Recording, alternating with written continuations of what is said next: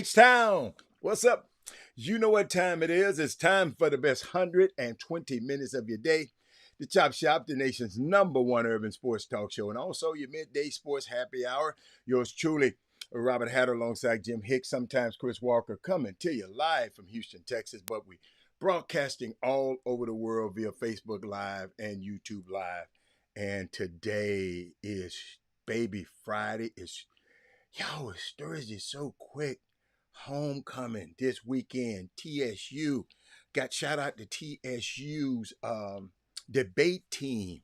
They went up and took care of a little business this weekend. Share the show, everybody. I'm gonna talk about that, and I'm waiting on my some of my stuff to get back right. It's y'all. I'm over this weekend. I'm gonna figure out some stuff, and next week, I promise you, we'll be doing something a little bit better. I mean, y'all probably can't see it, but I can see it. But welcome everybody. Great show yesterday. People were calling me yesterday after the show, telling me what a great show we had. Cause I ain't gonna tell you no lie. I think all of them great. But you did, it touched them. It touched them, and that's all I try to do. That's all. We ain't trying to.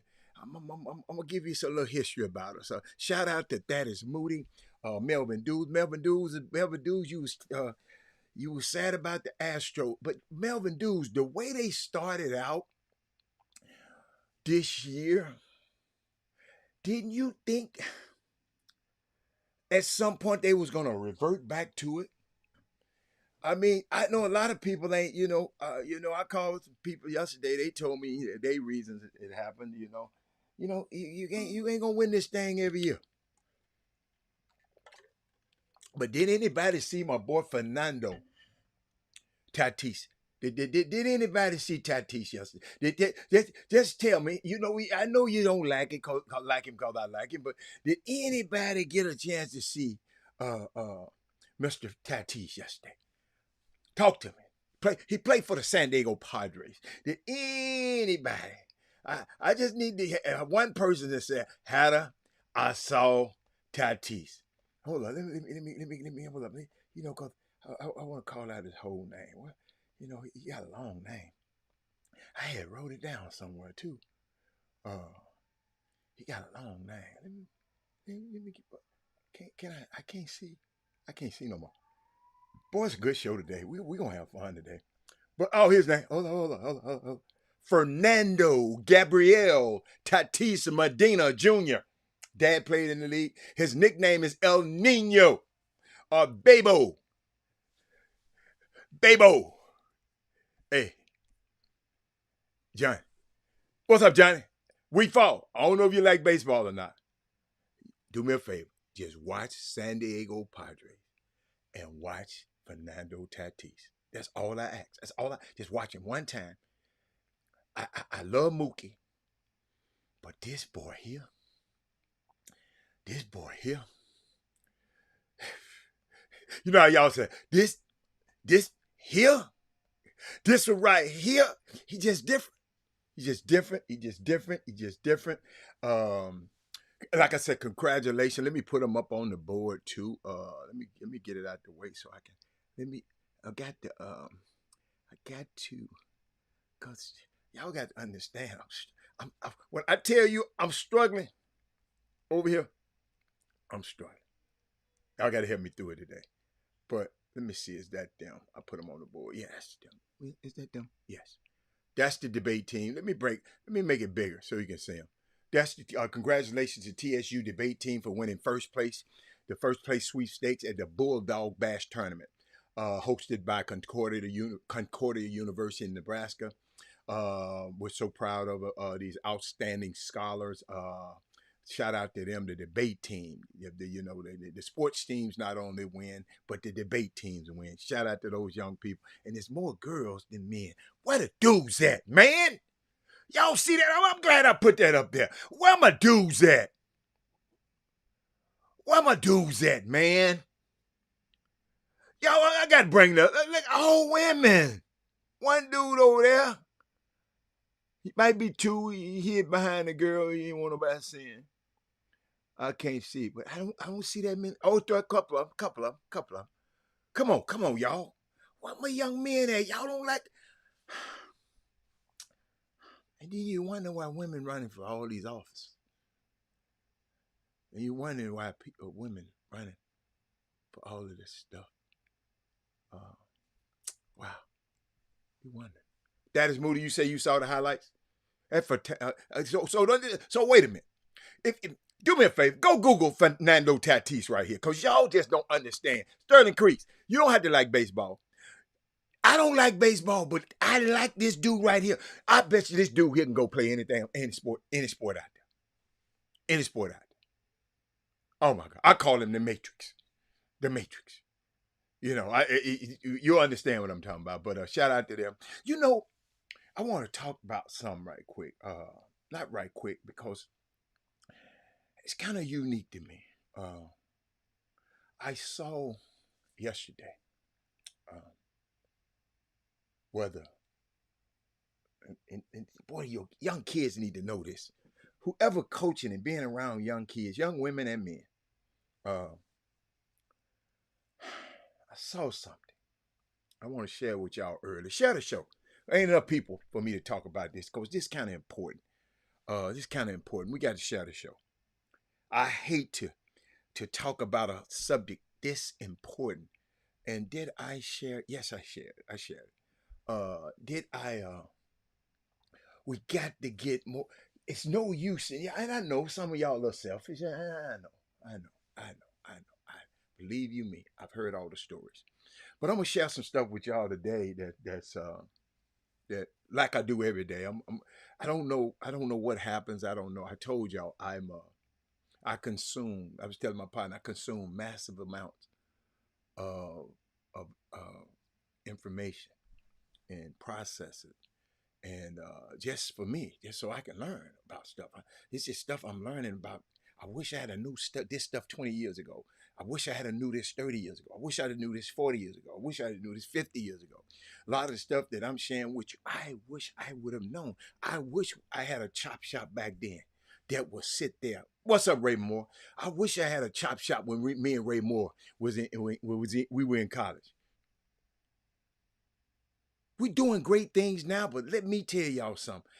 The mindset that I would have had, knowing the things that I know now, oh my God. He said Astros got pitchers that ain't played in 2 years and still getting paid. Yeah, okay. They just got beat, man. That's all. Astros got beat. He said, I admit he's exciting to watch, uh, like the Ja Morant. That's a good analogy. Hold up, man.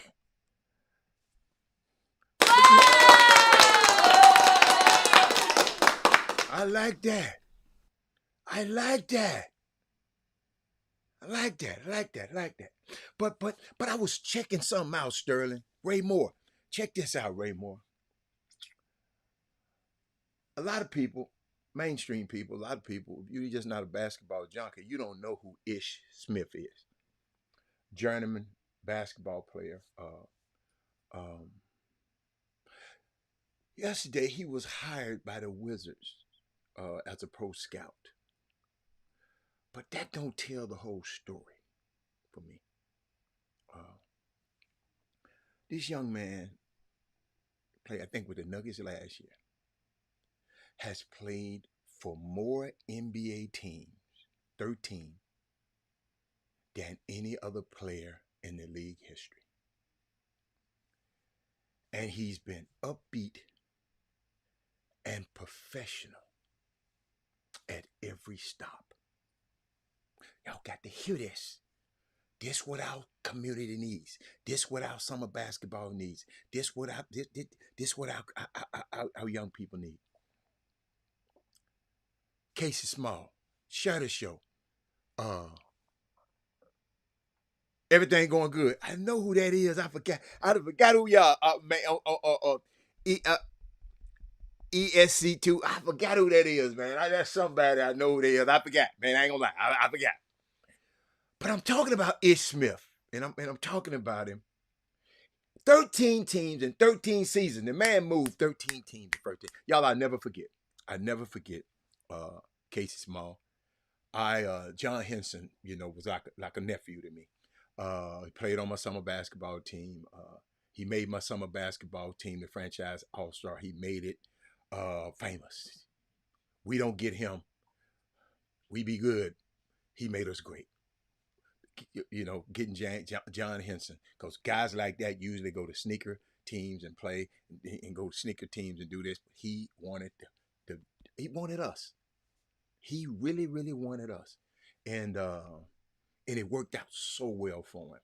And he, but I remember watching him playing against Wake Forest because I used to go to all the games. He played for North Carolina. And Ish Smith, I used to watch Ish Smith. I didn't think he was a pro basketball player. I would have tried to represent. I tried to tried to reach out to him, but I didn't in college. But y'all didn't hear what I said. Watch this. 13 teams, boom, Raymore.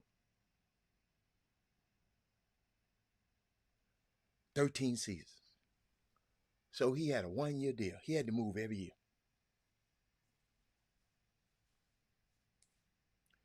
And Julius Randle's wife up here whining about she got to move. And they got guaranteed money and all, and she whining. This dude had to move every single year. I wonder, is he married? And now what I want to tell y'all is that he's a good young man. Everybody talk about it.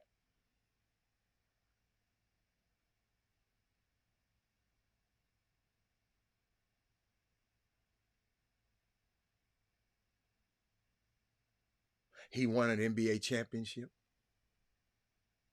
Hold up. Good morning, everyone, to all the brothers and sisters that I have told to listen to my man Robert. Please sign in if you don't look. That's my main man right there. That's my main man right there, boy. That James Morrow. Have a guy like that in your corner, boy, you're going to be all right. That's all I can tell you. If you've ever had a chance to be around him and around his family, amen. Amen. My life has been enriched by coming in contact with you. Jameson, that's real talk. My life has been enriched by being around you. But I'm thinking about this young player. Would you ever thought, if you pick between the two Wake Forest point guards from back in the day, that the first one to win an NBA championship would be Ish Smith, and not Chris Paul? Think about what I'm saying. 13 teams, 13 years. Shout out to the Washington Wizards. They hired him. Y'all, it's just unbelievable.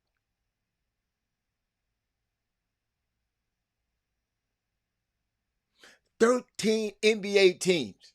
He was probably the last man on every one of them rosters. But the guy they keep as the last man is a guy that they like to be around. Y'all remember, ain't but 8 or 9 players gonna really play until somebody get hurt. So we need to talk to our young people about being good people. And we'll talk about it a little bit there. You know what? That's a good, you know what? Yes. Yeah. We need to talk about that. Because somebody asked me the other day, what is your chop shop? What would you say? Jameson Morrow, Jameson Morrow, somebody asked me, Robert, what is the chop shop? I had something for him, but I had so much. You know what I asked him? I said, how much time you got?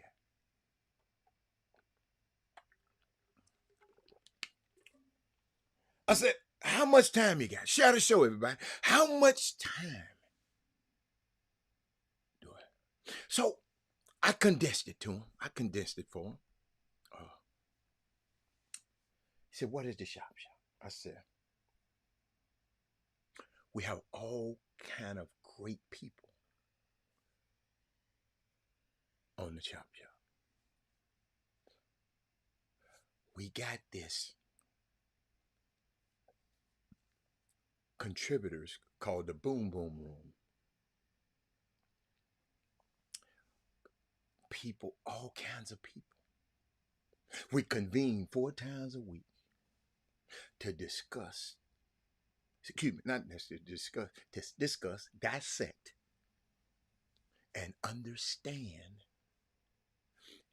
intellectualize around issues, and ultimately shape a better community.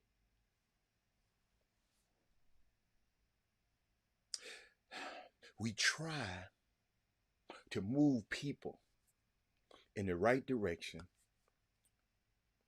It's about unity and vision. I said, some people don't get it. Some people don't want to be around. And my daughter was telling me, and you always trying to help people.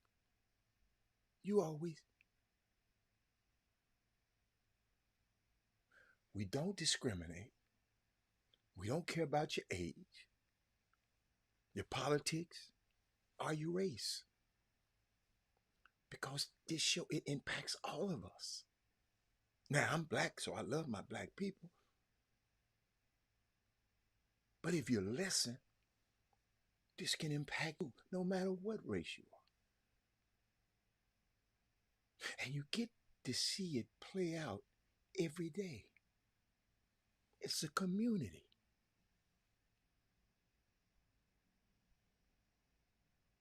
When I think about what Thaddeus Moody told me yesterday,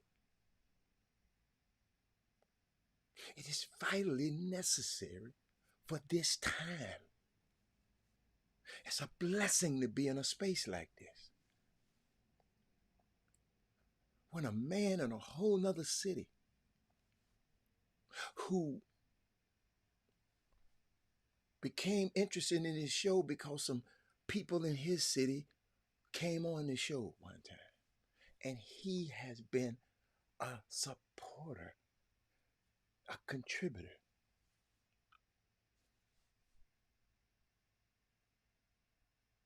Me and him disagree all the time, especially me and Jamie tomorrow. That's why I like him, because I disagree with him. I don't want nobody around me that agree with me all the time. Yeah, Jameson. That's right, Jameson. That's right, Jameson. Jameson, get rid of them people around you. Ray Moore. I'm sitting here thinking about this thing, man. We got to be better people. I'm watching people with all of these followers and all of these, and I go and look at their content, and they're just talking about garbage and gossip.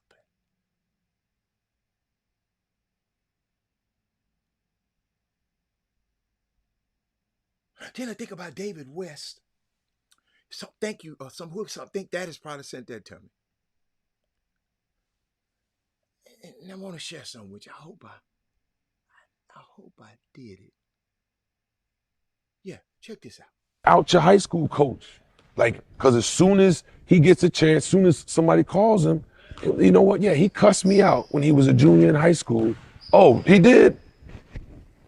And kids don't realize that this stuff stays with them. Once you get beyond high school, the collegiate level, the NBA level, the professional level, it's all about relationships.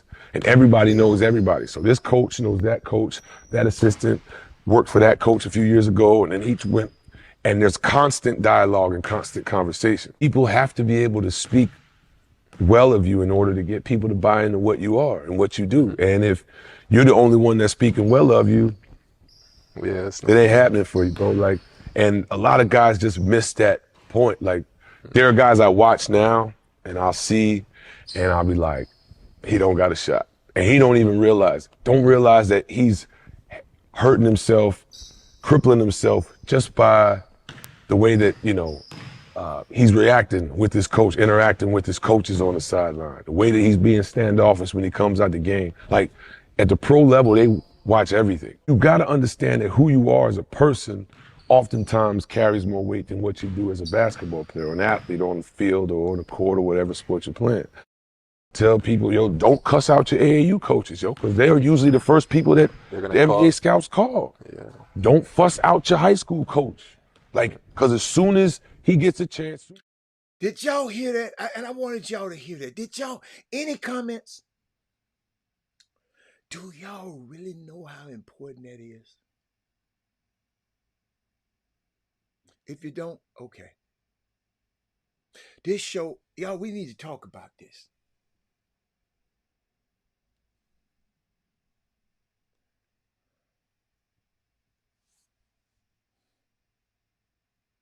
Your character. Don't let your talent take you somewhere that your character can't keep you or won't keep you.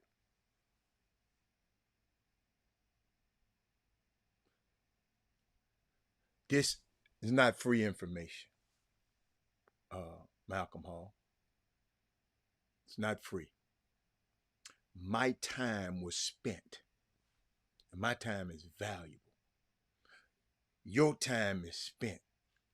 This is not free information.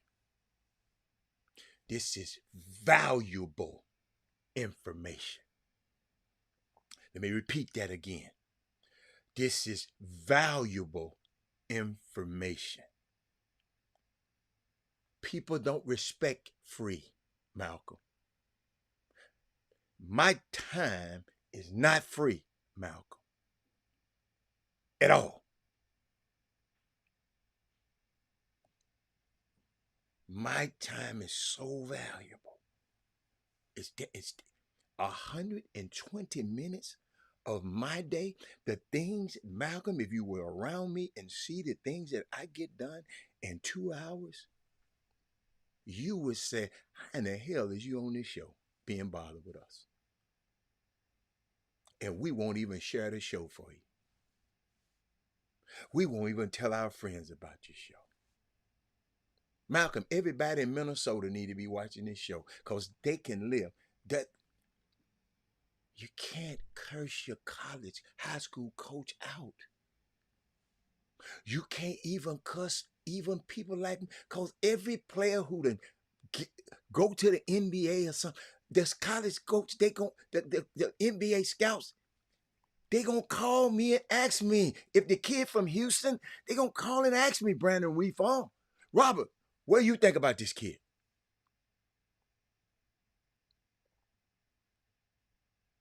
You got to realize the wrong person, listen, the wrong person was recruited out of Memphis, out of Houston, Texas, Dayton, the Dayton area. The wrong person was recruited and went to Cornell. He went to Cornell because he saw it was a great situation for my son. He went to Cornell. So Cornell said, I'm going to come down here. We did so well with Hatter. We're going to come down here and get another one. Do you know this dude come up there and got the damn coach fired? By putting himself in a position where he was accused of raping his own girlfriend. Cornell has never fired a coach ever in a coach ever in history. A coach got fired because of a person he brought in.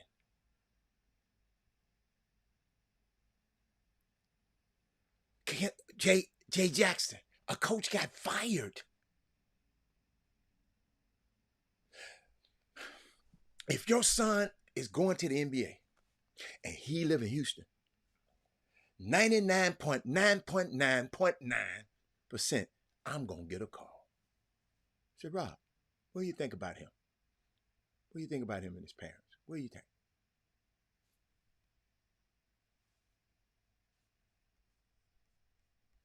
Y'all got me? Shaniqua, I'm glad you're here because I love your mindset. Kim said, It's so hard to get this young generation to understand that their actions will follow them throughout. I know. Yo, I saw a video. Oh, I saw a video. I saw a video. Group of little bitty boys going to the gym, and everybody had a gun. I didn't even want to play it because I just didn't want to sensationalize. They was checking in, telling me, yeah, little bitty boys. If they coming in the gym to hoop and they got artillery that I ain't got.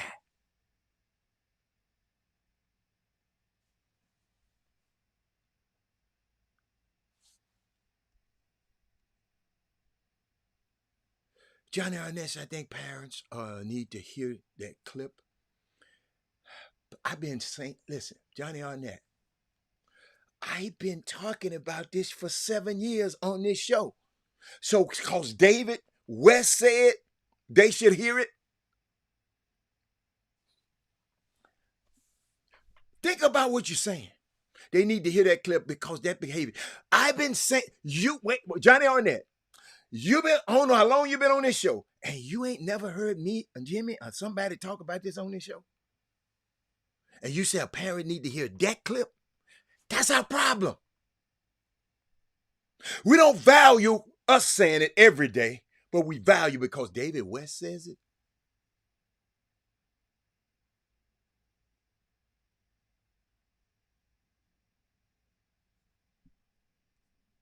Are we understand what we're saying? I think parents need to hear that clip. No, they need to go and clip and read every day. I'm going to give you something that your son can take from this, how old he is now, to the rest of his life. Every day I make it a point to give him something. Whether you give it to him or let him watch and listen to the show or not, it's on you to give it to him. I'm putting the information out there for our next generation. Because all I think about, if I'm not around, who gonna teach my grandson? I hope he have somebody that can continue this legacy like I'm doing right now.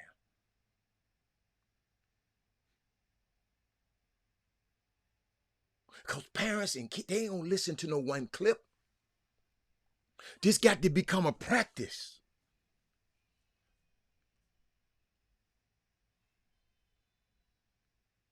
Keith Avery said, yard work or hard work. Yard work, a college coach called me. About 20 years ago. Called me about 20 years ago at me about one of my players.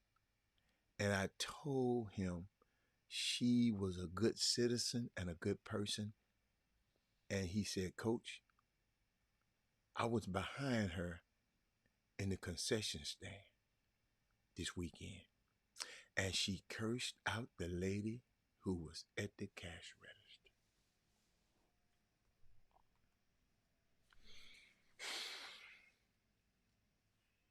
Let me tell you how important that is, Keith Avery. No. Johnny, no, Joe. Johnny, I'm just saying what you said. People need to hear that clip. No, they need to hear this all the time. We done talked about that a million times. But I know what you were saying. But just cause David West said it, the reason I played it, cause he confirmed the things that I've been saying on this show, the things that Jimmy been saying on this show, the things that Chris Walker been saying on this show for 7 years. But let me tell you something.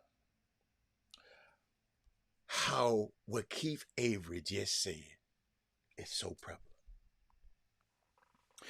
I'm in the airport with a basketball team. I tell you the truth, with TSU. I'm going to tell you what year. In the airport. I go to the Chick-fil-A by myself. And they said, hey, Coach, how you doing? I said, I'm not the coach, but I'm the announcer for the men's basketball team. She said, I just wanted to know, one of your players just came out here and just cursed me out like I was a kid. I said, what?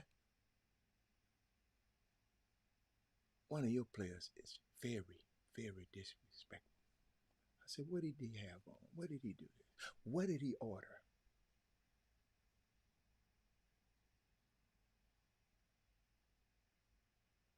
Do y'all know how embarrassing that stuff was? I got on it, this going through the airport, and somebody got to tell you that? Because my mama would have whooped my... Did y'all hear what I just said?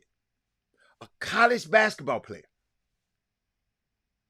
goes to the Chick-fil-A in the airport and talk crazy to the lady. So what I did, she told me what they had on. So I went back. Well, I didn't know who it was. I went back. I wouldn't have never guessed it was this guy. I went back. Watched what people were eating.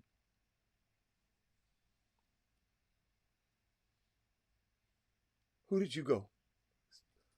Got one of them. Said, who did you go to the, one of the guys, who did you go to the, got something to eat? What you got? Asked what he got because the lady told me what everybody had. I said, who did you go with? He told me who he went with.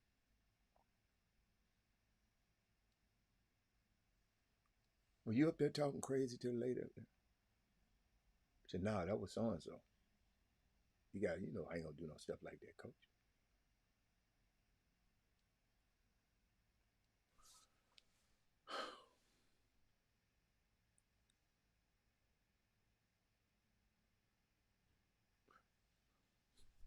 So if a team called me, overseas agent, anybody,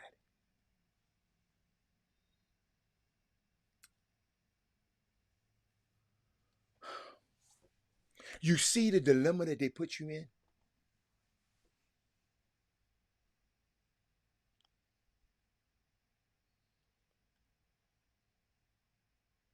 Now, then, to make y'all laugh, I was thinking about Tony Allen. Tony Allen, you ever been around him? He's love to take his shirt off in the club everywhere. I never forget. He came up to who's that? Was that? Yeah, Big Perk had an event up there in what Beaumont. Rondo, Sam Cassell, all of them came up there. They had a game and all that kind of stuff. They'll hang out. But Tony Allen, he hit me with this, talking about Alvin Gentry, because I really,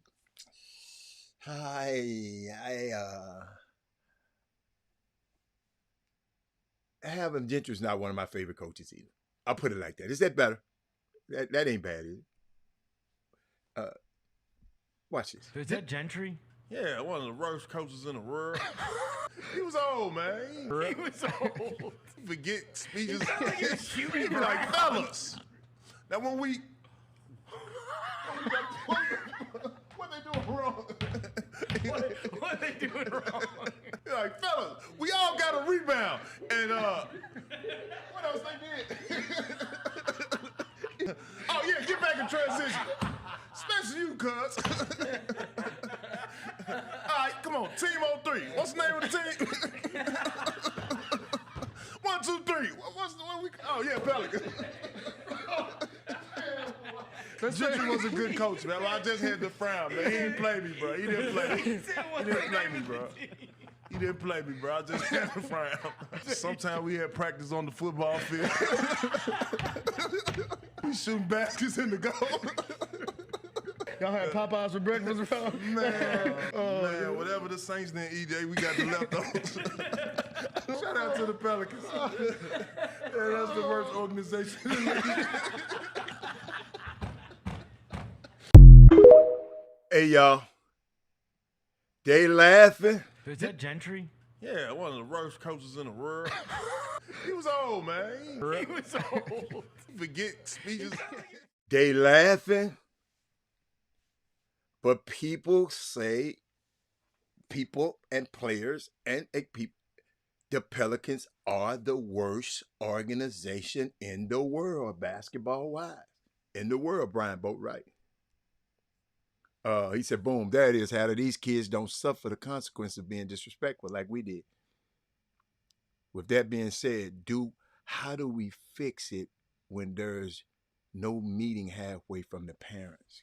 Gosh. That's a good one.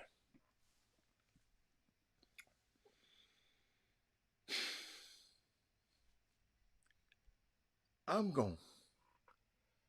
going to table this one. I'm going Johnny Arnett, I'm going to come back to that one. I can't put you on the screen, but you said, there it is, Heather. These kids do not suffer the consequences of being disrespectful like we did. With that being said, how do we fix it when there's no meeting halfway for the parents? Brian Boatwright, how do we fix it? And if we got somebody on here that's got a disrespectful kid, they probably need some help. Because it might be out of their hands. I blame the parents, but some of these kids crazy as hell and they big.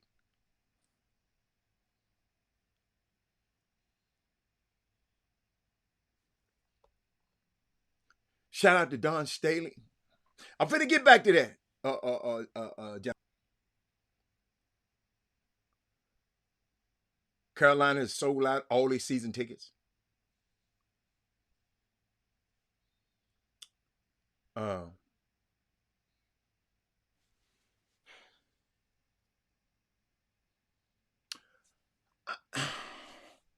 Johnny Arnett, man, you got me. See, y'all know if you know me for a while, if I get to doing this, I'm gathering my thoughts. Gathering my thoughts.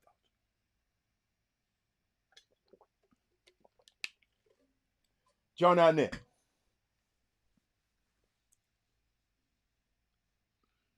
How do we fix it?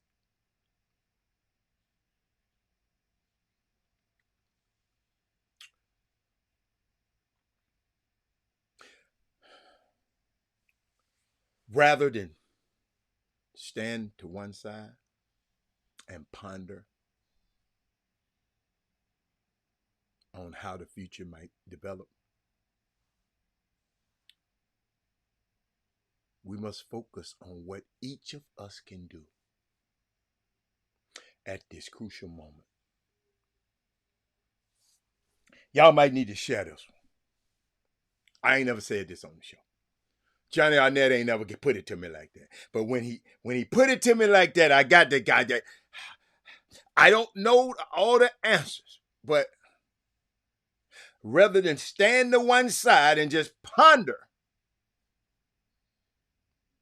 how the future might develop, now we must focus on what each of us can do at this critical moment.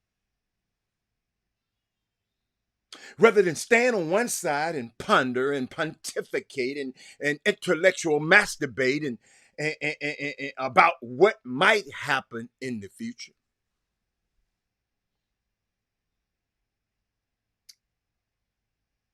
Well, if we do A, B, and C, Johnny Arnett, 1, 2, 3 can happen. And then if after 1, 2, and 3 and could happen, then after 1, 2, and 3, then 4, 5, and 6 might happen. All of this time that we are standing to the side, pondering what the future might develop, that the future is happening at the moment, and we're missing it. The future is happening now, and we're missing it. She always got these plans, right?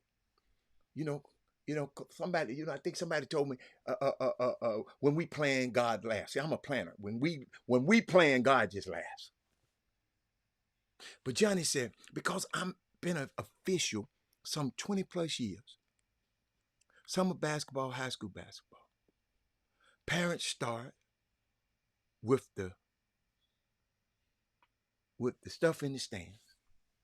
Soon as that happens, the kids act the same way.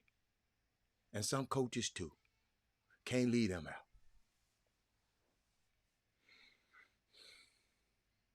But you made me think. Many of us have found comfort as opposed to actually shaping our futures.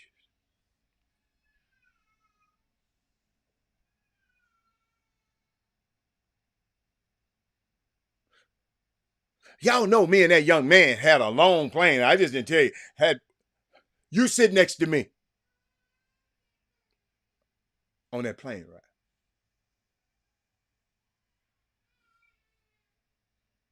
But if he didn't get it, because his talent is good enough to play overseas.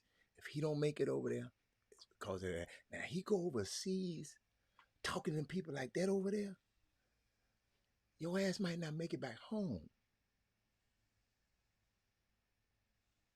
If you just join in, I'm just talking about a situation that happened a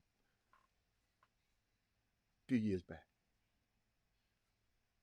Did I tell y'all, many of us has found comfort as opposed to actually trying to shape our future? As opposed to shaping the outcomes of our community? People fight me on this show because I'm trying to help our community. Because they doing some crazy shit and I call it out and they mad at me.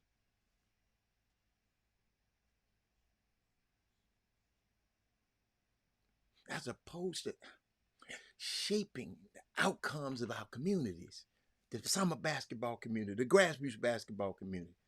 That's part of shaping the community.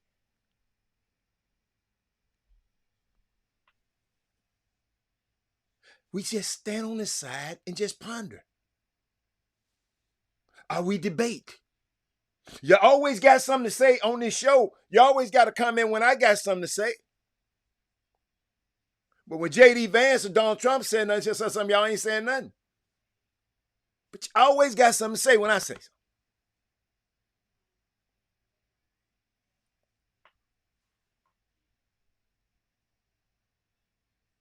We always want to debate. We want a Twitter bait. We want to engage in social media back and forth. This is a form of social media that we're talking through right now. You want to go back and forth with me?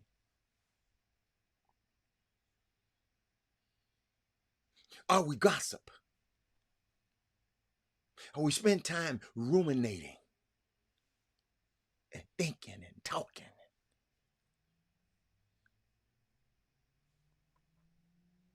We do a whole lot of things that has us off to the side, just pondering, thinking about what might develop in the future. What you said? What can we do? How do we fix it? We got to have a solution. I don't know.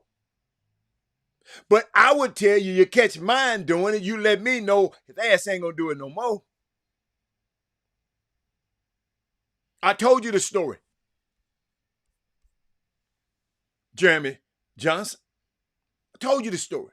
Son went off to play basketball in college. And before he ever went to play in college, when I talked to the coach, I sit down, looked him face to face. When I said, Coach, we're going to go here. Let me talk to you. If this is what he want to do, let me talk to you. I said, Coach, I know a whole lot of things happen crazy on college campus. Girls, hip fights, all kind of crazy stuff. Do me a favor. Before you make a drastic decision about him and my son, give me a chance to fix it first.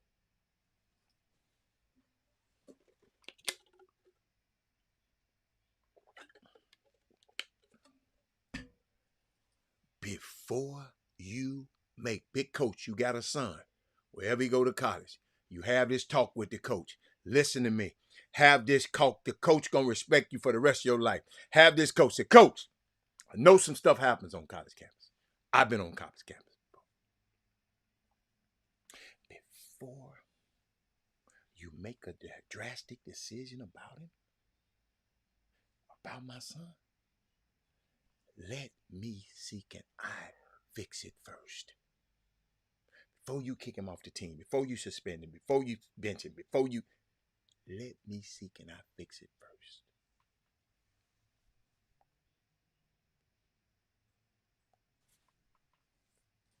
One day they was at practice. He a freshman. He's small. 160, soaking wet. Playing against 200-pounders, 230, 240, 250, 6'8". And they had a defensive drill. You got to get 3 or 4 stops in a row to get off the floor. 3 or 4, I don't know how many it was. I forgot. It took so long ago. He kept getting 2, but he couldn't get the 3rd one. But it exhausted him.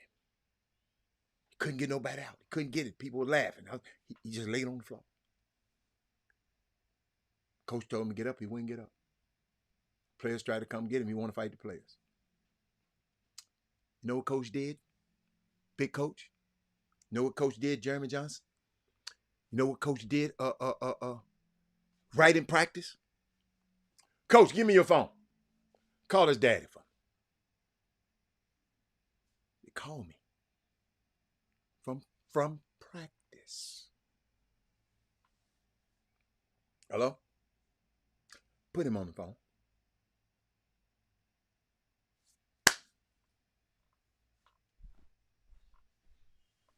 Wind up starting as a freshman.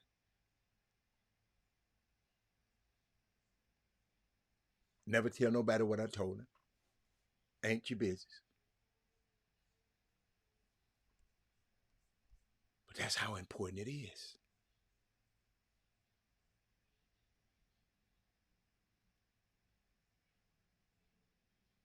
He said, how do we got to stop allowing the upper level coaches to raise our children? A coach told me on a visit, he said, when your son leave here, he will become a man. I said, no, sir. He'll be that before he step foot on your campus. That's my job. Absolutely. Wish a coach would tell me some stuff like that. Absolutely. Thank you, Johnny. Johnny said, let me read that to y'all. He said, Hatter, we need to stop allowing, don't you allow nobody to raise your damn son.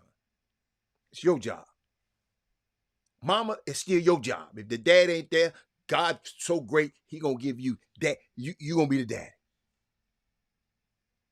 He said we need to stop allowing the upper level coaches to raise our kids. A coach once told me on a visit, he said, when your son leave here, he will become a man. I said, no, sir. He'll be that before he step foot on this campus. That's my job. I love that. Love that. Don't allow no coach, the upper level, lower level, they can assist you because a village raise a child, but you got to raise your baby.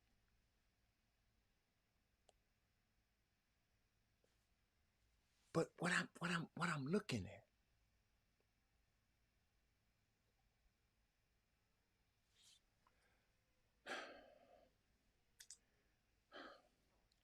what each of us can be doing in this moment right now. See, there's an option. Thinking about what we might develop in the future, right? There's an option to either do this. You can either focus on what you're supposed to do right now,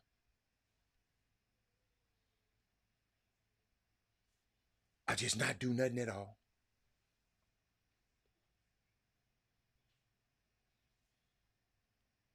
What we got to do though, y'all, we got to.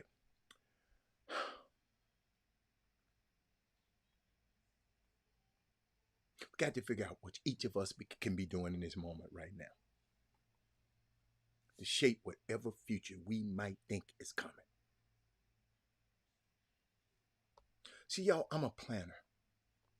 I have these exquisite plans. Even my plans have plans and alternate plans. That's how much I plan. I told y'all, when I go to the airport, I plan it.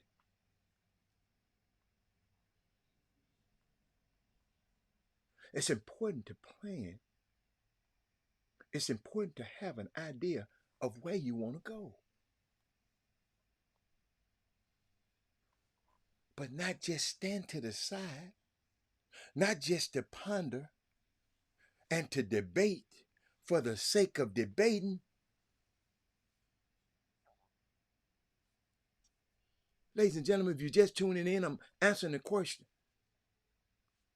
Johnny Arnett, he said, because I've been an official for 20 plus years, summer basketball, high school basketball, parents start with that mess in the stands. Soon as that happens, their kids act the same way. And the coaches too. Can't lead them out. But then he asked me, how do we fix it? There's no meeting halfway for the parents. Kirk Collins said you have to pour into them your personal experience about what happened to you. Respect is your top priority as a person. Absolutely. He said, let them know if they don't change their behavior right now, what's going to happen. At least you have to address the situation. It's just one way. You got to address it, Kurt. You got to. Boone, I can't believe you up here listening and you ain't said nothing yet. See, whether there's something on the Chop Shop, whether there's something that's going on in your life, whether there's something going on in the grassroots basketball community, high school basketball community, the referees community, every one of us have something that we could be doing at this moment. So rather than standing on the sideline, pontificating, intellectually masturbating about what could have happened, let's focus on the here and now. Being informed by our history that has brought us to this point. We got to have an eye towards the future. But we got to actually keep doing the work right now. In the presence. In the present.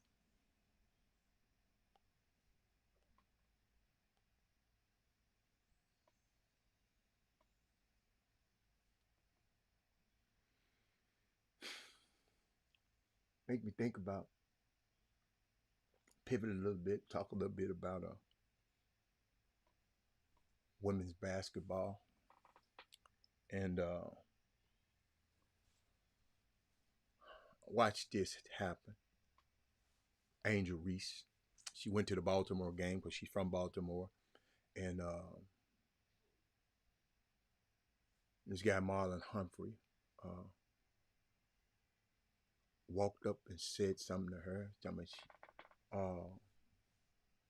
Let me just give it to you. Let me give it to you. This clip is going viral of Angel Reese meeting Ravens player Marlon Humphrey during the Ravens-Bills game. On Sunday, Reese returned to Maryland to root on her hometown Baltimore Ravens from the sideline. That's when Ravens All-Pro cornerback Marlon Humphrey approached Reese. As he shook her hand, he said, "I watch women's basketball because of you." That's when Reese gave a side-eye look to the camera as if she knew it wasn't true. That's because in a podcast clip from 2023, Marlon Humphrey spoke about the LSU-Iowa National Championship game where he contradicts the reason why he started watching women's basketball. I kind of want to see the Caitlin Clark win it all.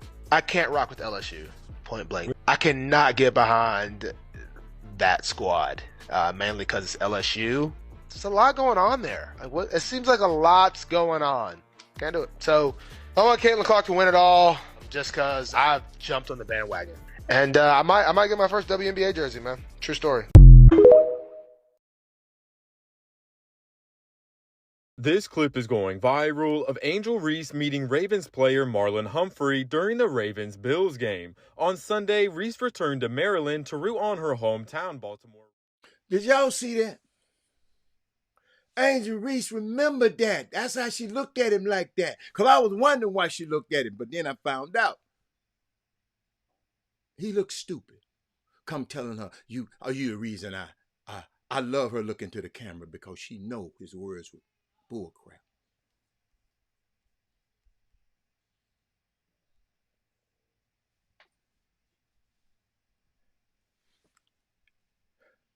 I got you, Doug. Shout out to Jalen Fenner, committing to Lot Tech. Hey, Talvin Hester done it again. Is that it, Doug? Is that his last scholarship? Do we have another one this year? What are you looking for now? Talvin Hester, coach at Louisiana Tech. That's been Doug boy for a long time, Doug. Doug, hey, if you're good enough and you come from Port Arthur, Doug gonna let him know. If you come from Houston too, but Doug gonna know that Talvin Hester know. But thank you, Boone, for coming. I just want to make sure you was there. You was there.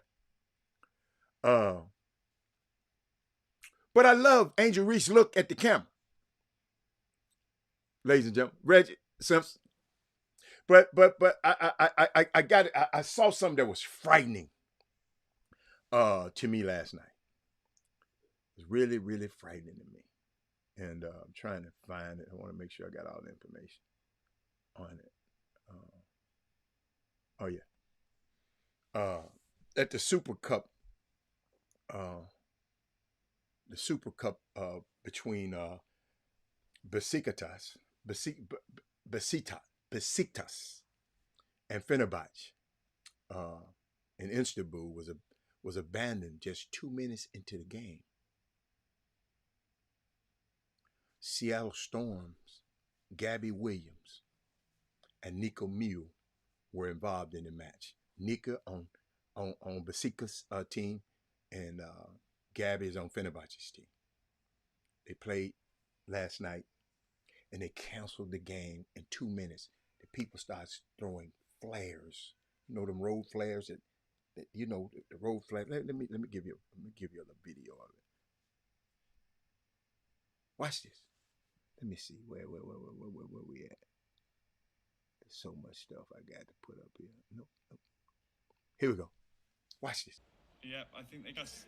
That could have been your daughter.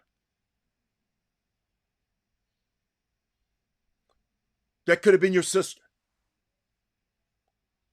Them fans over there crazy.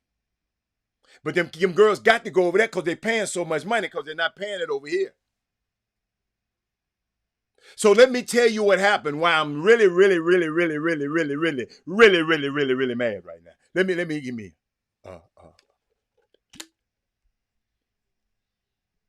he said it's so important to keep our youngsters involved in community situations. Absolutely.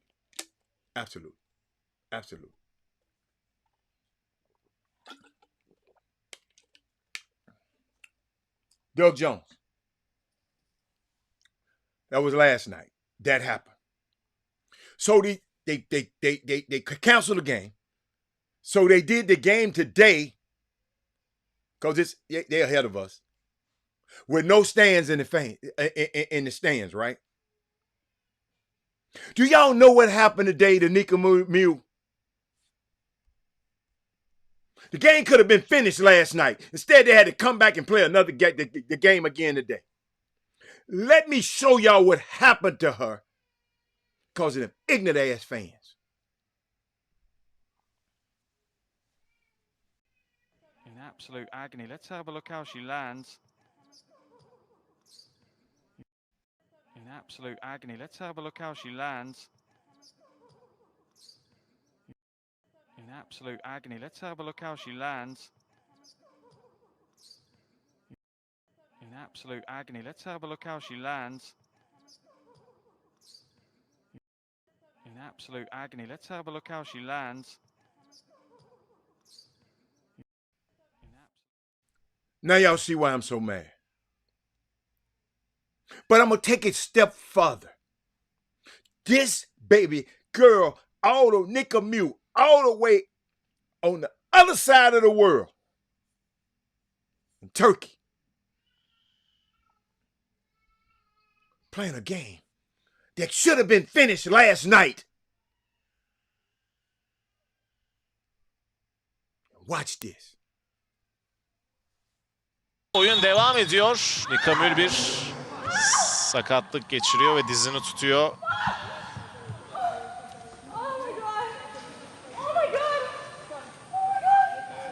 Yani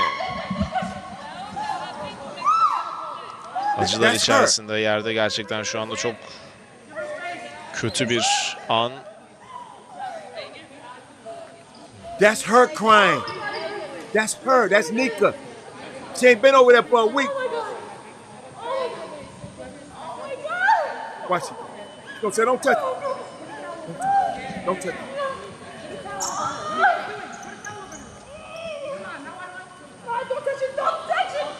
Don't touch it. Pozisyon bir kez daha ekranda. Nikamül'ün yerde kaldığı pozisyon. What if that was your daughter?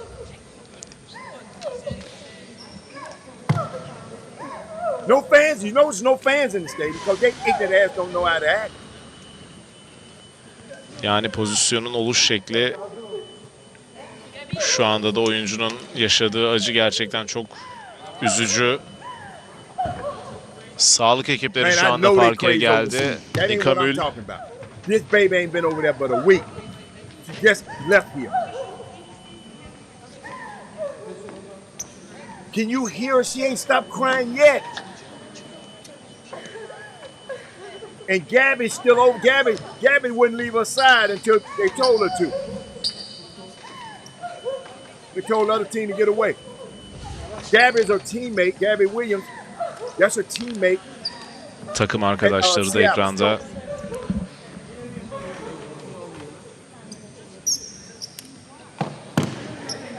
Look at that, man. Good game, too. Oh, she was balling, too.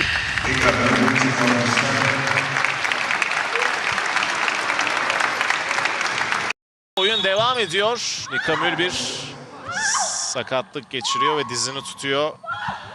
I think she's a Connecticut Husky. Yani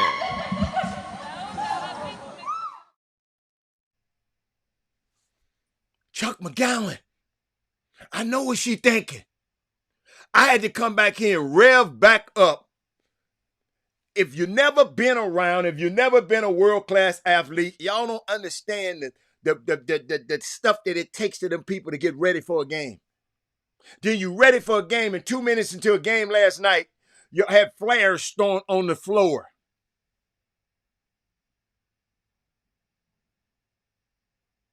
And then you had to come back the next day and crank this thing up again. No, Chuck McGowan, the reason, I know you came on late. The reason the arena is, ain't nobody in the arena because they wouldn't allow fans to come in no more. I'm gonna give you. I'm gonna tell you what FIBA did. Let me give you some context. The FIBA made a statement. They said the 2024 Super Cup women's game between Besiktas and Fenerbahce in Istanbul today is suspended 2 minutes into the game in the first quarter because of fans' behavior in the stand. They were throwing flares. They was opening them flares and throwing them out on the floor. Smoke and stuff everywhere. After consultation with the leadership of both clubs and taking into consideration the safety of the players, the team delegations, FIBA Europe, has decided that the game will resume at the same venue today, behind closed doors, without the presence of fans.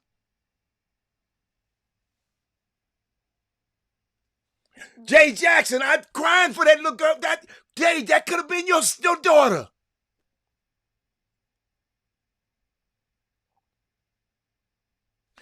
Think about this, man. You just got there. You lost. You got swept.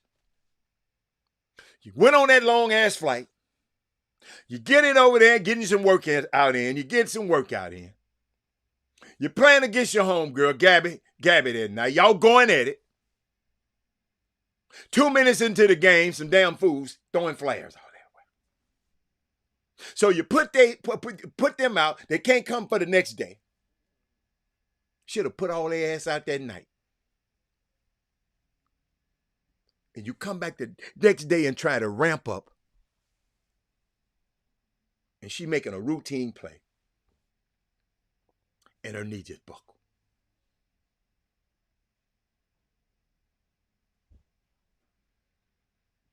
Yeah, Nickamoo. Yeah. She missed the early part of the season. Yeah. Because her visa wasn't right.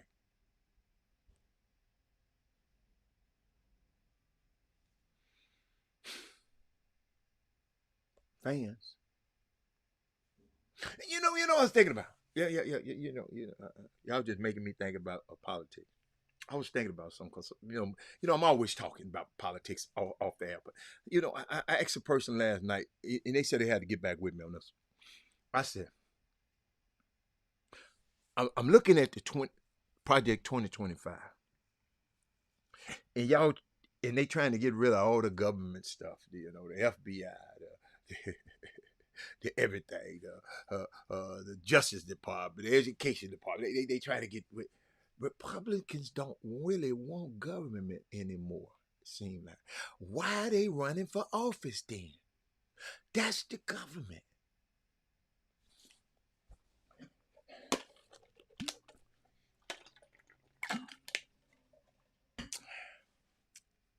Do I have to repeat that?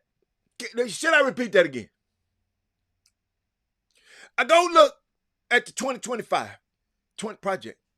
They don't want government no more. If you vote this time, you ain't got to do it no more because we ain't got to worry about the government no more. Why they running for office? It's giving me scam vibes. Don't that make you say, huh? You running for the very thing that you're trying to abolish. I guess ain't nobody got it yet but me. I guess ain't nobody but Chuck got it but me. Mike, what's up, baby? Oh, okay, I'm sorry. Sonya, what your stuff ain't working? Your phone, your Wi-Fi ain't working, Mike. You had to use Mike's stuff. But Sonya, I got a question, Sonya. When you talk to your Republican friends, because Sonya, I be deep diving into the 2025, the Project 2025, and I see all the government. They don't want Social Security. They don't want nothing. They don't want government. So why are they running for government office if you don't want government? You're running so you can abolish it. Sonya, I know you're in the high seas over there, and I know you're out there. I saw y'all. Y'all have fun out there. But Sonya, talk to me. Ain't nobody said that. Chuck says crazy. Ain't nobody. Have anybody ever asked y'all that question? Share the show to somebody. Somebody else might need to hear this. Because somebody might can give me an answer. Give me my Republicans. Any Republicans on here? Tell y'all help me. Especially you black Republicans.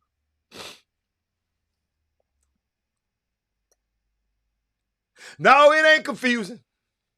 It ain't confusing to me. It ain't confusing. It ain't confusing at all, Chuck. You just got to know what you're looking. You got me having read a lot of that kind of stuff before, it comes easier to me. Chuck, they want to get rid of the government, the FBI, anything that can follow. They want to get anything government, and they running for government office.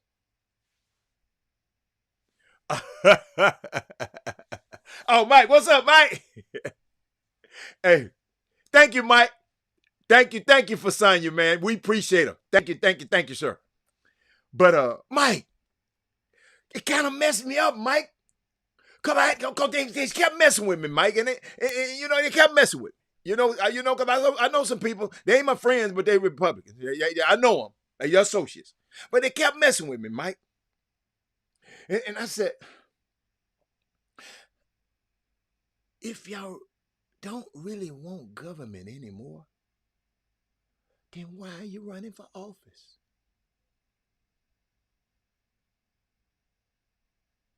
You're running for something that you say you're trying to get rid of. But you know you need this power to abolish it. God.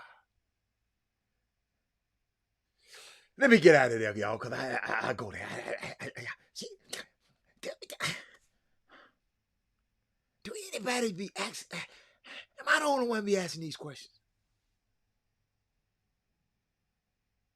Then I looked at your homeboy, Draymond Green, the other day, right?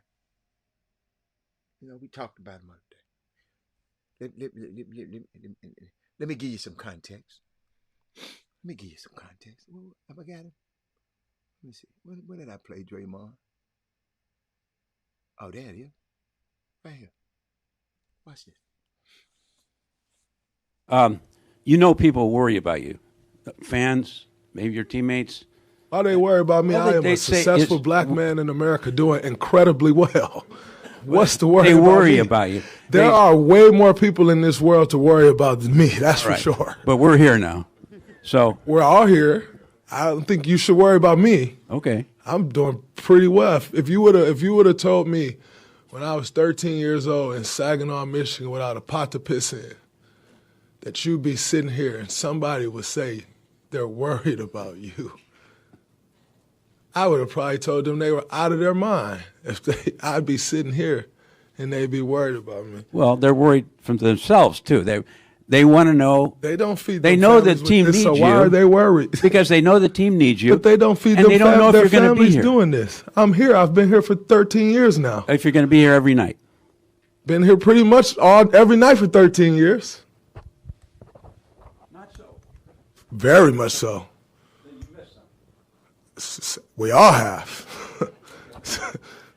Well, we talking about you, man. Look, Kevon Looney played 82 games 2 years in a row, and everybody was celebrating. We all miss games. No, what I'm talking about, they want to know if you're going to be here, like, mentally. I'm always here. And? I'm just helping y'all. And I don't mind if y'all... Thank you, Chuck! He sound like Trump dancing around the question. The man just want to know, dude, are you going to get suspended? Are you going to choke somebody? Are you going to kick somebody in the groin? Are you going to... Somebody came up here and told me, he tries a trick question. No, it's not. I would have answered. Let me let him finish. Suspensions, the guideline of getting suspended is something that's in place because it's a possibility. So there's nothing changed in that respect. I don't know what would change. Well, I don't get the question. The man saying nothing changed. You're going to still do that ignorant shit. That's what the man said, really. He knew what the man was talking about. I think my mindset has helped us do some great things. That's pretty cool. So it's all about how you spin it. I love how you try and spin it, but it ain't my spin to it, player. So yeah, it's good.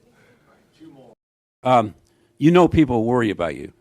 Fans, maybe your teammates. Why they worry about me? Well, I am a successful black man in America doing incredibly well. Can I give y'all a little context?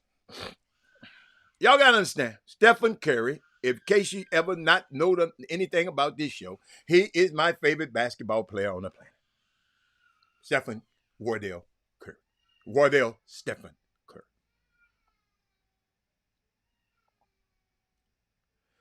He didn't answer it. No, he did not. To me, Chuck, the man asked him, he said, people are worried about you. Will you be? I'm worried about him. I know a championship that I know we would have won if he hadn't let LeBron bait him to kicking him in the groin. Yo, just, I'm gonna give you some context. The NBA fines for technicals range, listen now, from $2,000 to $3,000. Okay? Y'all got that. $2,000, $3,000. That's the range. Headed into year 13, Draymond Green has accumulated around $900,000 in fines. Yeah, I said we. I told you. I said we. Stephon Curry. I'm always wait. We. Yes, I did. I said that intentionally. $900,000 in fines for technical fouls, for fine, and $2.3 million for suspensions.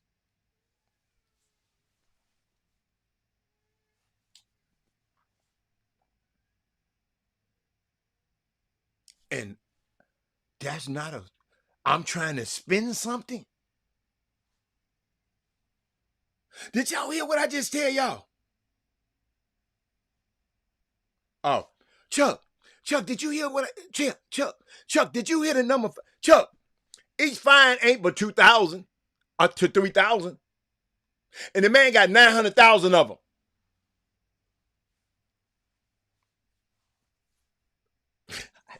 I don't think y'all, I might need to put that number up on the screen. Hold up. Let me see. Can I put that number on the screen? Let me see. Let me put that number on the screen. Cause just somehow, hold up. Nah, hold up. I don't think y'all got it. Hold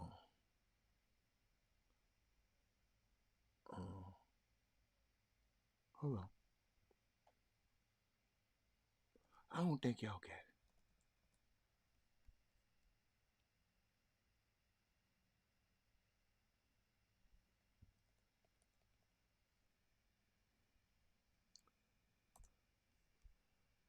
Let me put it up on the screen.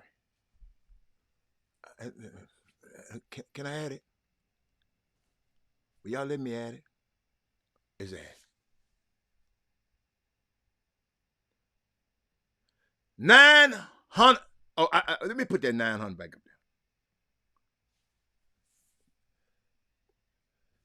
there. Hey, Mike, put your drink down, Mike. I said, headed into year 13. I forgot. I got to repeat this, y'all. I'm sorry. I got to repeat this because y'all don't get it. Everything. Some of y'all devices ain't that. Hold up, y'all. I put that number up there, right? Heading to year 13. This is accumulated of 13 years. Draymond Green has accumulated around $900,000 in fines for technical fouls and lost $3.2 million for suspensions. That's over his career. Now that's $4 million, man. $4.1 million. That could be somewhere accruing compound interest. Just because he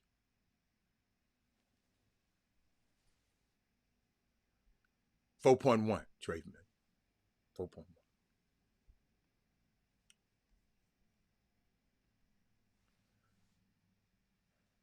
As a fan, the people who pay, y'all do me a favor, go find out how much a ticket to get into Golden State Warriors Arena, this new one. Them people pay a lot of money to go watch this dude.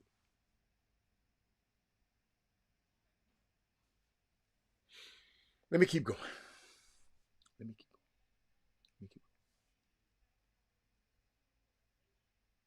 I don't know. Then Kimbe Otumbo passed away the other day, and I wanted to share this before we get out of here today. He said this. He was in an interview back in 2015. I might play it. I don't know. But he said, when I came to America as a student, I had nothing. finding a home away from home was the most important thing for me. Even more important than basketball. From the first day I arrived, there were so many people who went out of their way to make me feel at home. He said, when I landed at Dulles Airport in 1987, 3 students were waiting to greet me, and they greeted me in French because I didn't know any English. He said, at the moment, I felt like I was not lost in the middle of a forest. I will never forget them, and I even stay in touch with some of them today. Then he said, and Coach John Thompson believed in me when nobody knew who I was. Before I arrived at Georgetown, the media was saying, who is this Mutombo guy? No one can pronounce my name. Dikembe, Mutombo, Mapalando, Macumba, Jacques, Jean-Jacques Wamatombo. Oh my God, he got a long name. So Coach John Thompson had a press conference. No one had seen me play basketball. He said no one had seen me at all. Coach Thompson wanted to have some fun. Well, he said, we have a new recruit from Africa, he said. Wait till you see him. He's 5'10", but believe me, this kid is going to be very good. Everyone's jaw dropped to the floor. He said, when I walked into practice for the first time, he said, like I had grown from 5'10" to 5'7". I'll be 7'2" in one week, 5'10". Coach Thompson has been a father figure to me ever since. He taught me how to play basketball, but also he taught me how to be a man. It was at Georgetown where I learned the love for the game, but it was also at Georgetown I experienced the things that I experienced that prepared me for life after the game. He said, wherever I go, people wag their finger at me. I wag my finger back. When I see people wagging their fingers at me, it feels like they're cheering. No, no, no. The wag. I wag back. I love it. I love it, he said. He said, whenever I block somebody, I wag my finger. It was never personal. At first, I did it so people would remember me. He said, I wanted everyone to know who controlled the paint. I wanted people to know that I showed up every day and said, no one is coming in here. No, no, no, no, no, no. Ladies and gentlemen, that's the kind of stuff. Our kids ain't thinking like that. Our kids ain't thinking like that, y'all. That's how you be great. He said, I want people to remember me. I wonder if your son,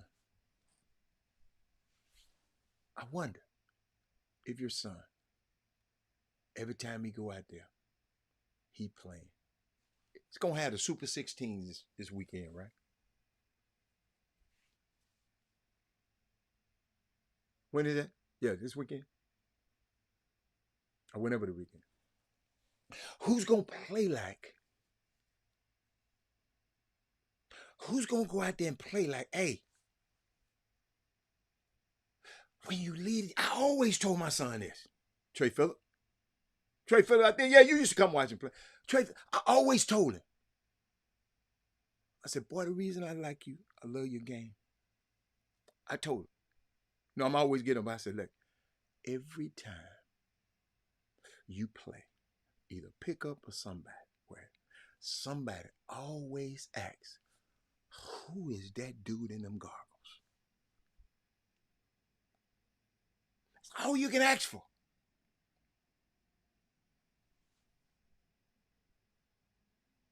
I love telling the story about I'm at school at a school for 4 years, played for 4 years at school, and I sit in the same spot for 4 years, and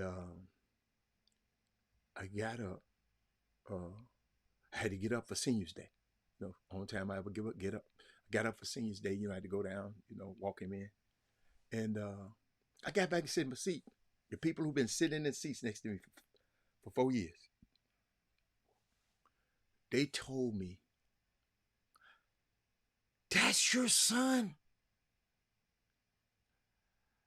You've been sitting here for 4 years and you never say nothing." I said, "Believe me, I said enough. He don't need to hear me right now. He need to hear one voice. That's the dude that put him in and out of the game." He said, "That's why I know." He said, "You don't even jump up and cheer."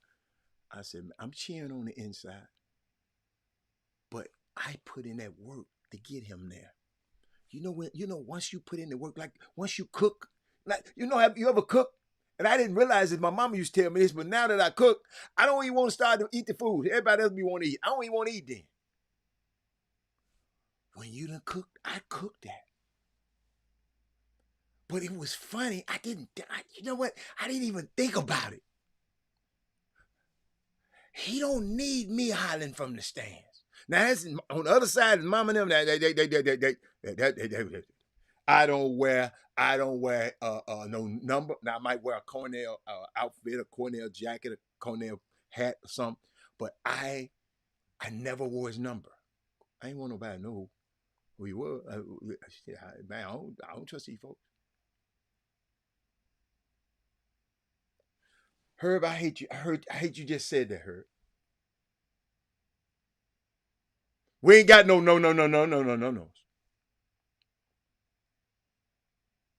Y'all don't understand, man. See, Herb, I used to watch you play, and I know you didn't watch me. I used to take basketball personal. And I ain't trying to get into it's a new generation. I'm just talking. I'm just sharing my heart with you, young people. When I played, no matter where it was at, right where I wanted to bust this dude's ass.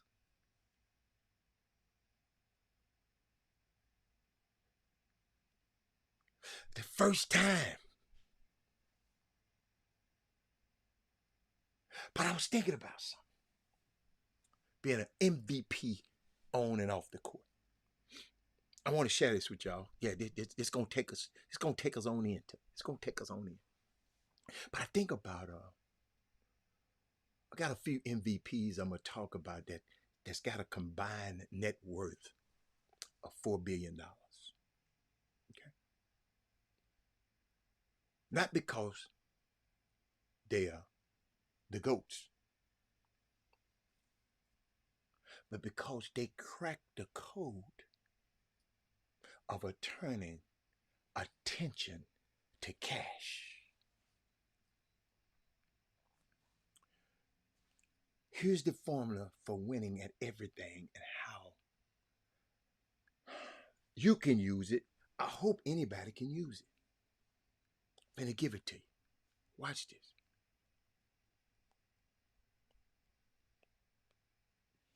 Watch this. Where my man at? I want y'all to hear this. Yo, I heard. They ain't gonna splice it, but they need to be splicing this kind of stuff for the kids. Watch this. Business. That's why I love it. It's the ultimate competition. I say it all the time. Business is the ultimate sport. Except instead of playing 48 minutes like an NBA game, it's played 24/7 by 365 by forever, and you have unlimited competition that you don't even know who they are more often than not. And in that world, and that's the way it's always been, and that's the way it always will be, in that world, you have to prepare, you have to grind, you have to work. There are no shortcuts.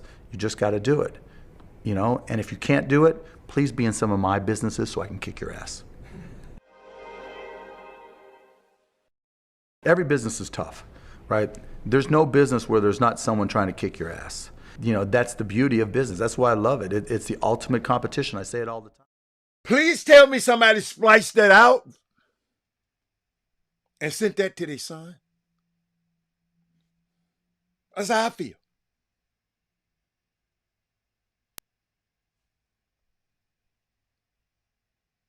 Ain't no friends in business.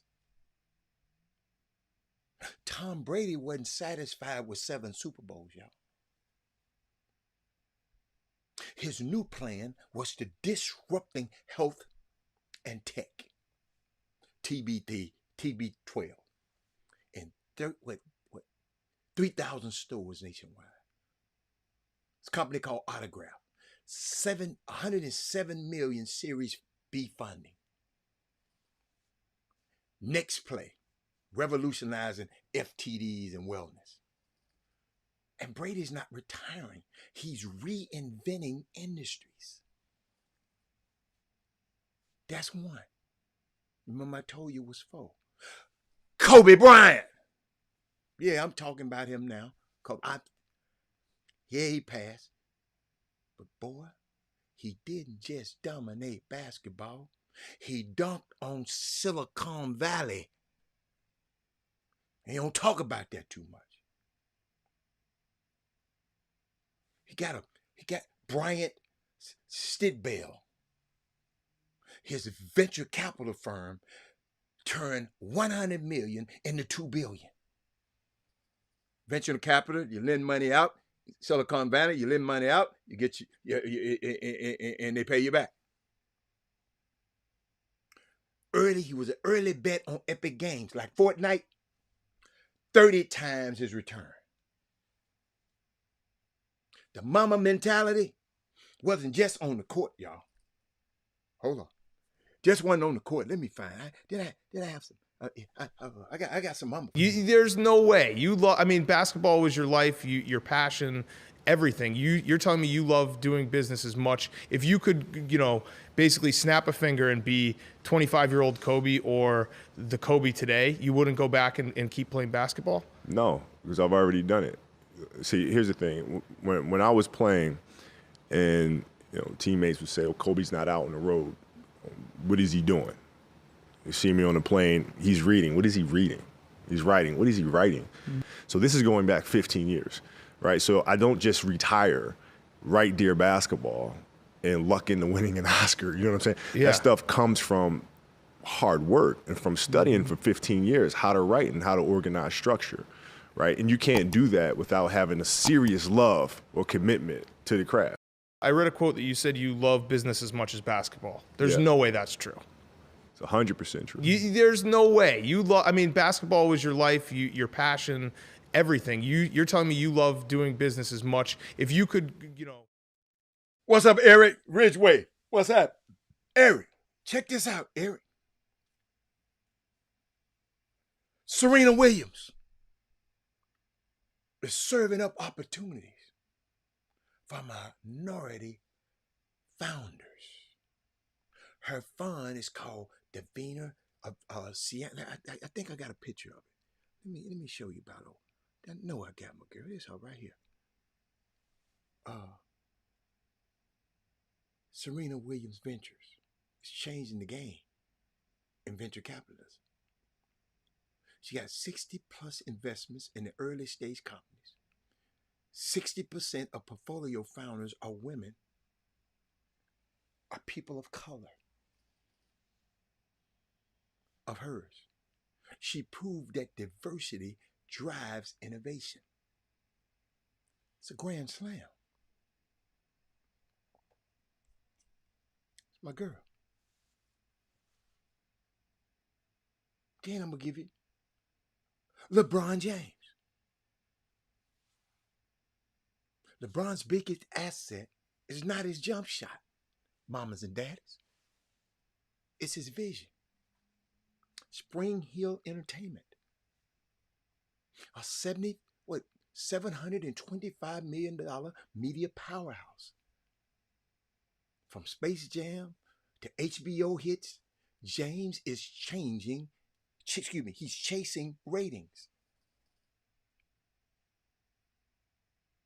He's redefining athletes' own media. The King's new crown is content creation. Hold up. I got something for you. You know, sometimes y'all don't believe me.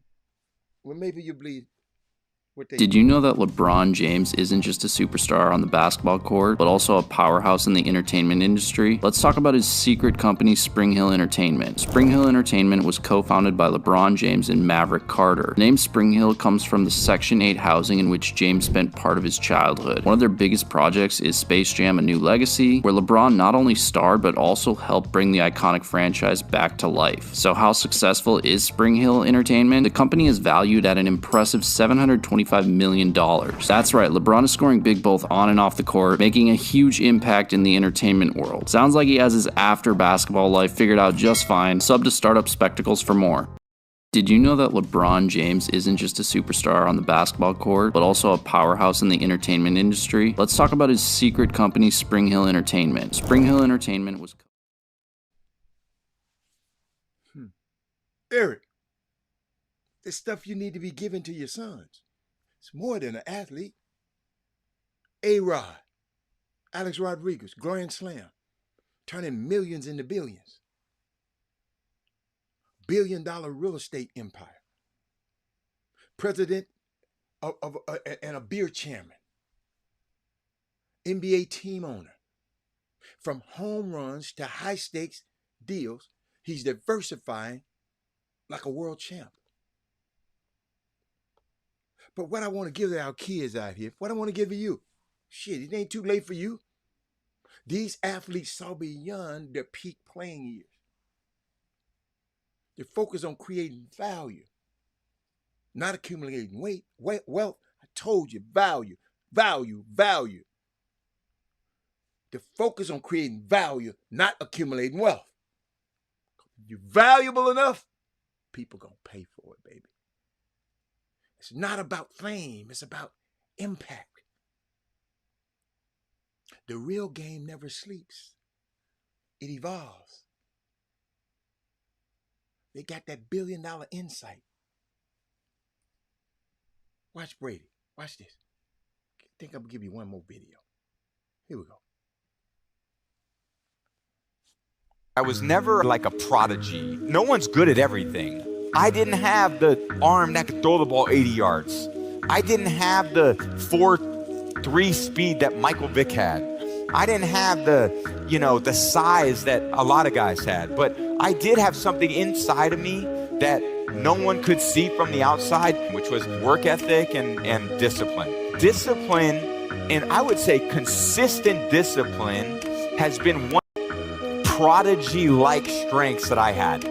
Money didn't motivate me. Fame didn't motivate me. I didn't give a shit about any of it. I just wanted to be my best. I wanted to go out there and the team believed in me. I didn't want to let them down. I was never like a prodigy. No one's good at everything. I didn't have the arm that could throw the ball 80 yards. I didn't have the Your current, my young kids, your young people, your current expertise is just the beginning.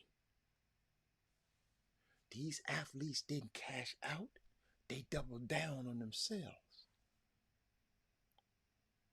They're not just playing the game, they're rewriting the rules. Your skills have become more valuable than you know. How will you leverage them? I wish somebody had told me this in college. I wish somebody had told me this in high school. I wish I wish it was a chop shop around me.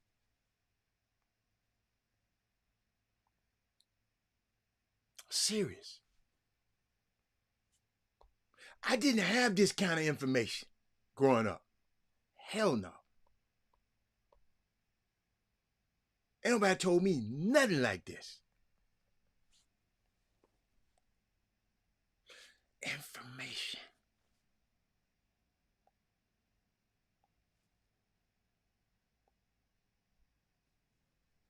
What I tell somebody the other day? Hold up. Okay, hold up. I told somebody the other day.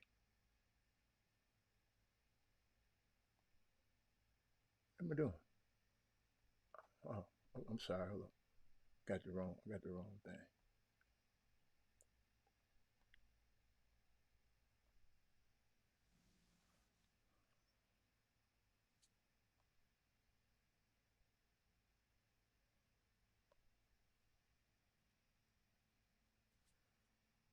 Hold up, y'all. Got something for you.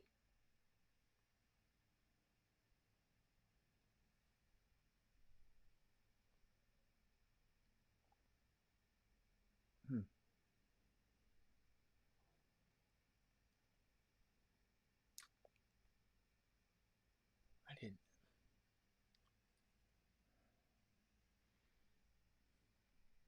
I ain't got it. I wanted to share something with y'all.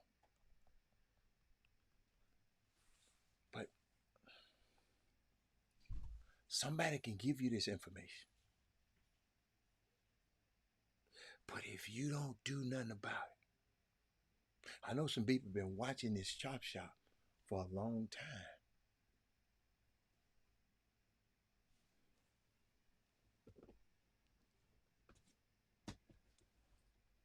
How can you still be in the same situation?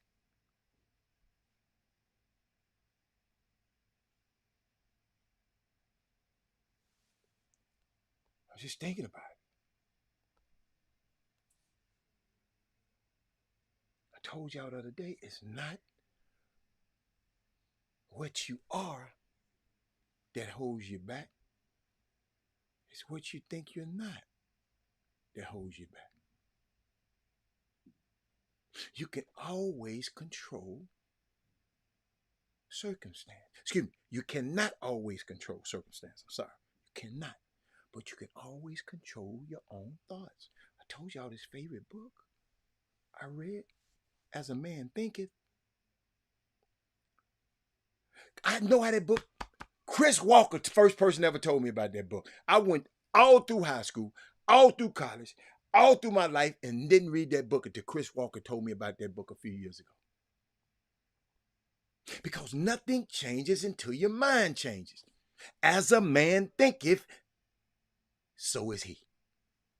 If you think about bull crap, that's all you're going to get. If you think small, that's all you get. Think pennies, you're going to get pennies. Information doesn't bring about transformation. I can give you all this information. Conversion does. You got to do something, can convert that information that you got. You can have. You can sit up here with all this information I got. It just ain't transforming me. I'm saying, oh, let me put this to practice. Oh no, let me put this to practice. Let me come to LA and do this.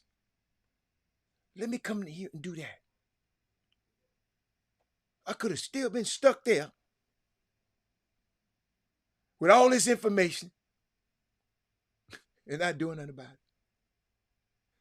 Like I said the other day, how many of y'all have said this? This person been watching Chop Shop for 4 years, hearing all this great advice, and still doing the same thing.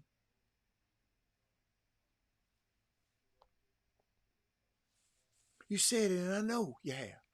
Struggling with the same difficulties 4 years ago. Have they learned anything?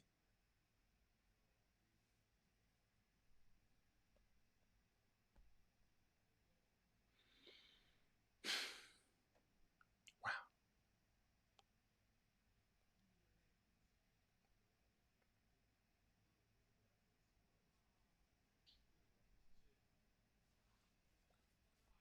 I'm thinking about our young kids, man. We got to remember this. Because David West came on the show earlier.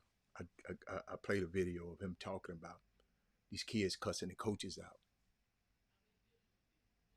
And that carries all the way to if they're good enough to play in the NBA. But we got to remember, all you people out here, you got young people around you. Our young people today are our future messengers. They are the future messengers of this society. So it's our responsibility. That's why I put this. Y'all, I hope y'all, listen, I love y'all, but I really don't, I be really wanting y'all to give this information to your kids. Because y'all ain't thinking about what I'm saying, and I know it. Y'all won't even shut a damn show. If I ain't talking about something y'all want me to talk about, if I ain't talking about baseball, Rod Wells gonna turn it off. Which is okay. If I ain't talking about the Cowboys, some people don't want to talk.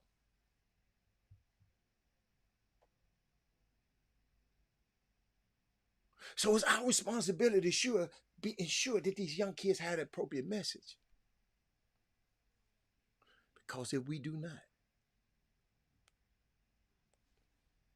when their message that they're getting from somewhere else and their actions, y'all, I wanted to play this thing.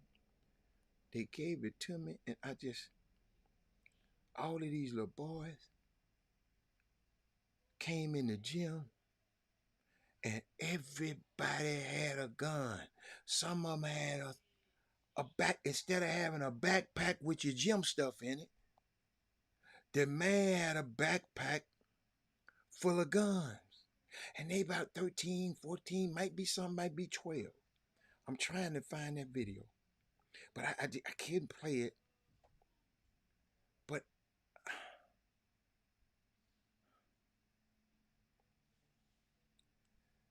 man, I wish I could. Hold on.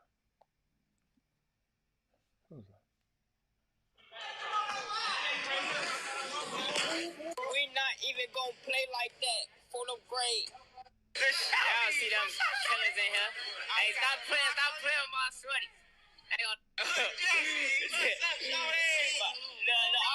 how y'all coming, shorty. What's that word, man? It's about 100. I was trying to see, could I show it? I couldn't. It wouldn't let me. I was trying to see, can I show it on the screen? Everybody pulling up in there with guns. Heard? Everybody.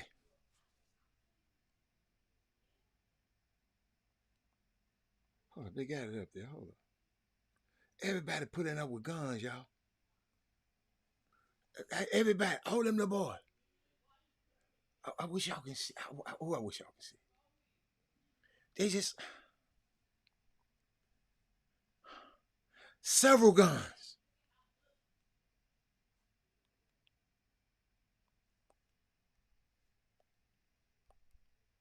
Hold up, man. Y'all can hear me, right? Yeah. But back to what I was saying. That kind of broke my heart because the message or these messages that they get in these actions will adversely affect our present, our future, and even the lives of our loved ones when we're going on a minded mind. These little dudes coming in there, y'all, with guns, man. I don't know if y'all hear me. Wish I could have played it.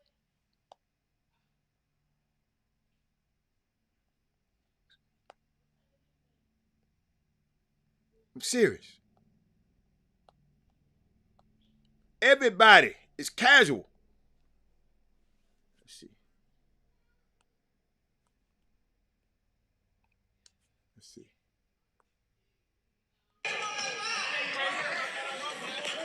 We not even gonna play like that for the grade.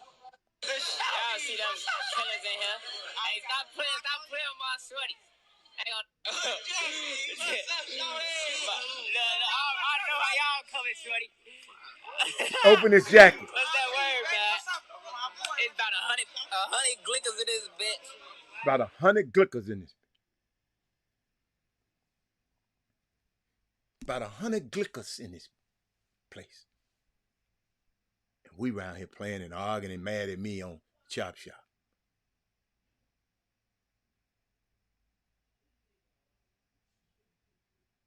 So it's imperative that we stop turning a blind eye to our youth, both at risk and not at risk. Our responsibility may begin at our own home, but that's not where it stops. Young kids say, it's about 100 glickers in this. They's in the gym, going to hoop.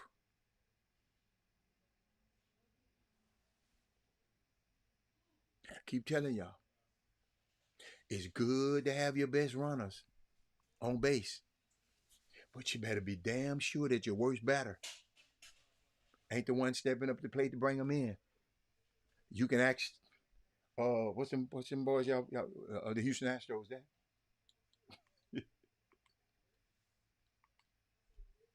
Half of you missed it. Your kids need to go back and get this.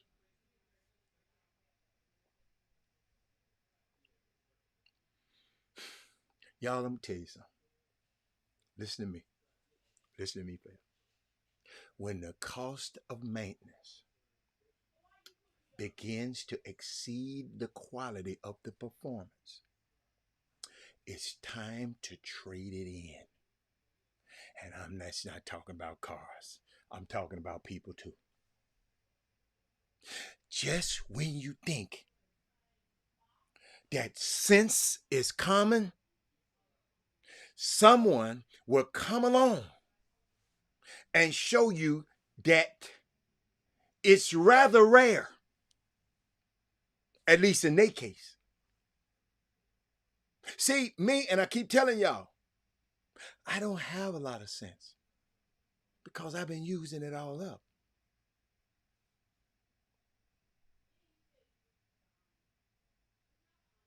A lot of people out there want to be seen and heard, so they act out to achieve that result.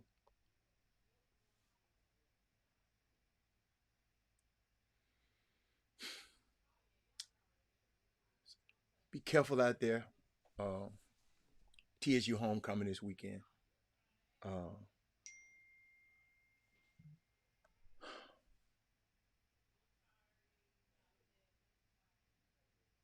People always talk about they're your friends. A friend is something that you, friend isn't something that you just simply called. Instead, it's something that you have to be. It's a noun. It's an action. If you're going to call somebody your friend, it's an action. You got to do something. Told dude the other day, man, I don't lose, I learn. That's why I'm standing in the winner circle at the end of the game. Always be in the winner circle. Because I don't lose, I learn.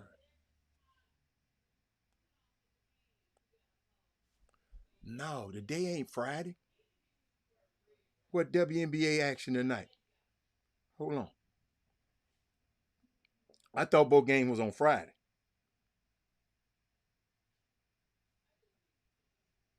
Yeah, them games on Friday, man. Some games we're trying to move it on to the next round.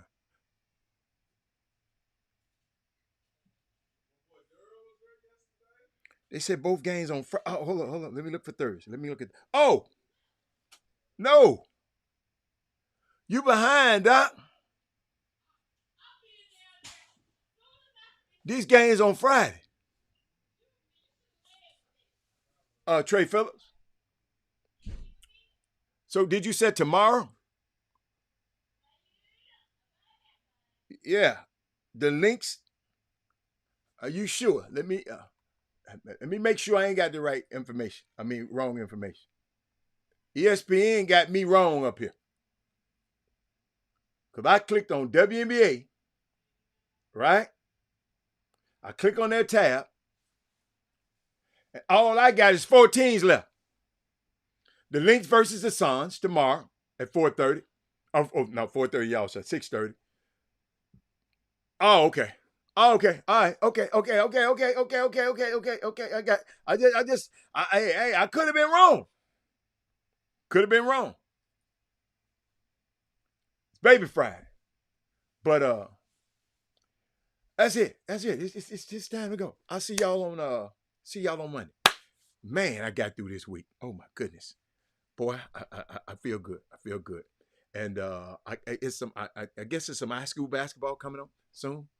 But I know next weekend, right? Next weekend, don't forget about the U of H camp. Don't forget about Sam Houston versus Prairie View at 5 o'clock on that Sunday on the 13th. $5 to get in there. It's free for the U of H clinic. All you got to do, contact Bilal Badley over there at U of H and get in that free clinic. And what else we got? And that's it. That's it, y'all. And I'll see y'all later. Let me hit this button and I'm out of here. Let me see the button. The button. Jim Hicks. Rob Hatter. You are now tuned in to the Chop Shop. I'm Retro. Let's get it. We in the Chop Shop. We live in the Chop Shop. We talking sports talk. We live in the Chop Shop. We in the Chop Shop. I'm talking sports talk. So turn your dials up. It's live in the Chop Shop. We in the Chop Shop. We live.